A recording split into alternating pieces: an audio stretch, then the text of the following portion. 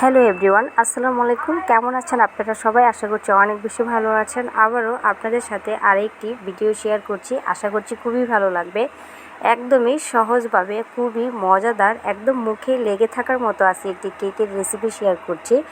এইটা ছোট থেকে বড় সবাই খুবই মজা করে খাবে এবং কি বাচ্চাদের টিফিনও আপনারা দিয়ে দিতে পারেন। তো কেক তৈরি করার জন্য কি কি লাগছে আমি একটু দেখিয়ে দিচ্ছি। সর্বপ্রথমে এখানে নিয়েছি মেজারমেন্ট কাপের 1 কাপ চিনি। তারপরে হচ্ছে এখানে আমি একটি ডিম ভেঙে দিয়েছি। তারপরে এখানে দিয়ে দিচ্ছি বেকিং সোডা হাফ চা চামচের মতো। তারপরে এখানে দিয়ে দিচ্ছি হাফ চা চামচের মতো জর্দার কালার। এটা পুরোটাই অপশনাল, চাইলে আপনারা স্কিপ করতে পারেন, কিন্তু দিলে কেকের কালারটা অনেক বেশি সুন্দর আসে। এখন এই সব কিছুকে খুব ভালো করে এইভাবে চামচ দিয়ে একটু মিক্স করে নিচ্ছি। এতক্ষণ পর্যন্ত মিক্স করতে হবে যতক্ষণ পর্যন্ত না আপনার চিনিটা খুব ভালো করে গলে ডিমের সাথে মিক্স হয়ে যাচ্ছে। তো এইটা আমার মিক্স করা হয়ে গিয়েছে। এখন এই যে 1 বাটি নিয়েছি ময়দা, এভাবে অল্প অল্প করে দিব আর চামচ দিয়ে খুব ভালো করে মিক্স করে নিব। আপনারা চাইলে এটা হাত দিয়েও মিক্স করতে পারেন, আমি আজকে চামচ দিয়ে এটা খুব ভালো করে মিক্স করছি। তো এইভাবেই আমি সম্পূর্ণ ময়দা অল্প করে দিব আর এইভাবেই আমি খুব সুন্দর করে এটাকে মিক্স করে নিচ্ছি। আগে সর্বপ্রথম যেটা করবেন, 1 বাটি ময়দার যতটুকু নেন না কেন মানে সম্পূর্ণ একলগে ঢেলতে যাবেন না, এইভাবে অল্প করে দিবেন। দিয়ে তারপরে হচ্ছে এটাকে তৈরি করবেন। দুশো লাগে তখন আপনি আর একটু বাড়িয়ে নিতে পারেন। তো দেখতেই পাচ্ছেন আমি কিভাবে তৈরি করেছি, এরকম একটু চ্যাটচ্যাটে থাকবে, ঠিক এরকমভাবে কিন্তু এটা তৈরি করতে হবে। আর যেহেতু এখানে তেল সব কিছু দেওয়া আছে, এর জন্য কিন্তু এটা হাতে লেগে যাবে না। আমি কিন্তু এখানে 2 টেবিল চামচ তেলও ব্যবহার করেছি। তারপরে এইভাবে অল্প অল্প করে হাতে নিব আর একটু করে আমি কেকের শেপ দিয়ে নিচ্ছি। এইভাবে অল্প অল্প করে নিতে হবে আর এইভাবে 2 হাতের তালুতে পেস্ট করে কেকের শেপ দিতে হবে। এগুলো যখন আমরা তেলে ভাজবো এগুলো কিন্তু ফুলে একদম ডাবল হয়ে যাবে। তো চেষ্টা করবেন একটু ছোট করে তৈরি করার জন্য। তা আমি এইভাবেই এগুলোকে তৈরি করছি। এই তো আমার সম্পূর্ণ কেক হয়ে গিয়েছে। তারপরে অন্য একটি প্লেটে আমি এখানে নিয়েছি সাদা তিল।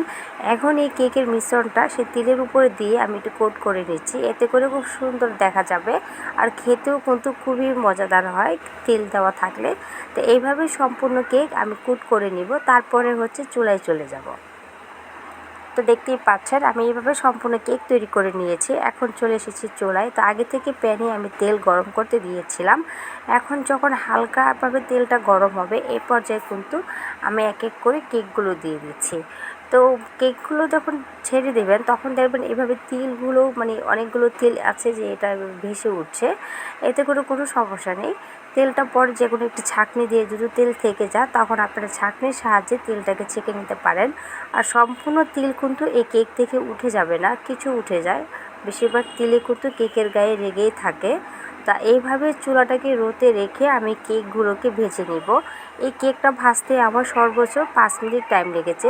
টোটাল সব মিলিয়ে আমার 7 থেকে 8 মিনিটে এই নাস্তাটা আমার তৈরি হয়ে গিয়েছে। তো দেখতে পাচ্ছেন কত সহজভাবে কিন্তু মজাদার একদম কেকগুলো তৈরি হয়ে যায়। এই কেকটা কিন্তু আসলে অনেক বেশি মজাদার ছিল। তো এইভাবে উল্টে পাল্টে কিছু সময় ধরে আমি কেকগুলোকে ভেজে নিয়েছি।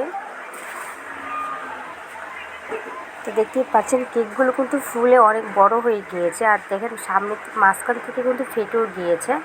যখনই দেখবেন এইভাবে ব্রাউন কালার এসে গিয়েছে তখন বুঝতে হবে যে আপনার কেকটা তৈরি হয়ে গিয়েছে। আমি উপর থেকে একটু তেল ছিটিয়ে দিচ্ছি যেন একদম ভিতর থেকে খুব সুন্দর করে কেকগুলো হয়। এখন আমি চুলা থেকে নামিয়ে একটু প্লেটে উঠিয়ে আমি আপনাদেরকে দেখাচ্ছি, দেখেন কত সুন্দর লাগছে কেকগুলো।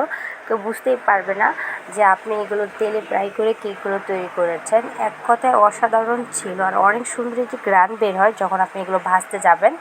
তো যদি ভিডিওটি ভালো লাগে প্লিজ চ্যানেলটাকে সাবস্ক্রাইব করে দিয়ে আমার পাশেই থাকবেন। আমার বেল বাটনগুলো ক্লিক করবেন পরবর্তী নোটিফিকেশন সবার আগে পাওয়ার জন্য। তো কার কাছে কীরকম লেগেছে কেকের ভিডিওটি অবশ্যই আমাকে কমেন্টে লিখে জানাবেন। তো দেখতেই পাচ্ছেন কত সুন্দর হয়েছে আর ফুলে একদম উঁচু হয়ে গিয়েছে কেকটা। আমি একটু ভেঙে দেখাচ্ছি, দেখেন ভিতরটা কত সুন্দর হয়েছে। আপনি বেক করে যে কেক তৈরি করবেন আমি বলবো যে আপনি এইভাবে যদি কেক তৈরি করেন বেক করা কেককে ফেল করে দিবে। তো সবাই অনেক বেশি ভালো থাকবেন, সুস্থ থাকবেন। দেখা হচ্ছে নতুন আরও একটি ভিডিওতে। আজকের ভিডিওটি ছিল এই পর্যন্তই। আল্লাহ হাফিজ।